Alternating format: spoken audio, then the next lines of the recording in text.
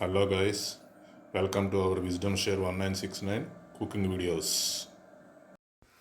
పెసరగారెలు తయారు చేసే విధానం ఈ వీడియోలో చూద్దాము. పెసల్ని మనకు కావాల్సినంత తీసుకొని దాంట్లో గిన్నెలో పోసుకొని శుభ్రంగా కడుక్కొని దాన్ని దాదాపు 8 గంటల సేపు నానబెట్టుకొని ఉంచుకోవాలి.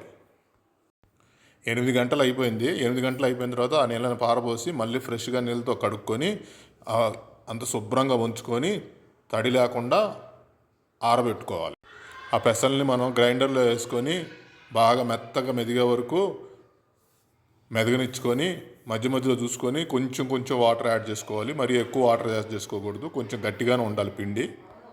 ఈ మెదిగిన పిండిలో కొంచెము సరిపోయేంత ఉప్పు వేసుకుంటే, మామూలుగా గట్టి ఉప్పు వేసుకుంటే దాంట్లో శుభ్రంగా మెదిగిద్ది. మెదిగిన తర్వాత కొద్దిసేపు అలానే ఆడనిచ్చి తోడుకోవాలి. ఈ తోడుకున్న పెసరపిండిలోకి మామూలుగా ఉల్లిగడ్డలు, పచ్చిమిర్చి, తర్వాత కొంచెం కారము,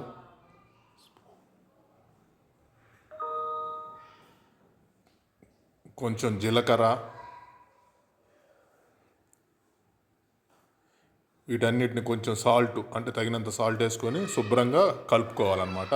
కలుపుకున్న తర్వాత ఆ పిండిని కొంచెం ముద్దలాగా తీసుకొని ఒక పేపర్ మీద, పాలిథిన్ పేపర్ మీద పెట్టుకొని దాంతో శుభ్రంగా మామూలుగా మనకు రౌండ్ సైజులో మనం మెత్తుకొని దాన్ని చేతిలో తీసుకొని, మామూలుగా చేతిలో తీసుకోవచ్చు, నూనెలో అలాగా వేసేసుకోవచ్చు అనమాట. చేతగా అయినట్టు. చేత లేకపోతే ఏంటంటే శుభ్రంగా ఒక స్పూన్లో తీసుకొని డైరెక్ట్గా వేసుకోవచ్చు అనమాట. అది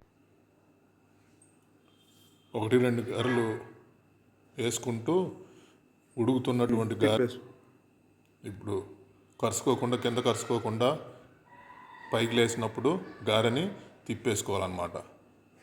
గారెని తిప్పేసుకుంటే మనకి కింద సైడ్ కూడా ఇప్పుడు బాగా, పై సైడ్ ఉన్నటువంటిది కింద సైడ్ ఉడికింది కాబట్టి ఇప్పుడు పై సైడ్ది కూడా మనకి బాగా ఉడుకుతుంది. గారెల్ని ఈ కలర్ వచ్చే వరకు ఉడకనిచ్చి అప్పుడు చిల్లులు గంటలో అంటే నూనె పోవడానికి చిల్లులు గంటలో ప్లేట్లో పెట్టుకుంటే నూనె మొత్తం కూడా శుభ్రంగా కారిపోయిద్ది. నూనె అంతా పోయిన తర్వాత శుభ్రంగా ఒక ప్లేట్లోకి మనం సర్వ్ చేసుకొని తినడానికి రెడీ అవ్వచ్చు. మీకు కనుక మా వీడియో నచ్చినట్టయితే please like, share, subscribe and click bell icon.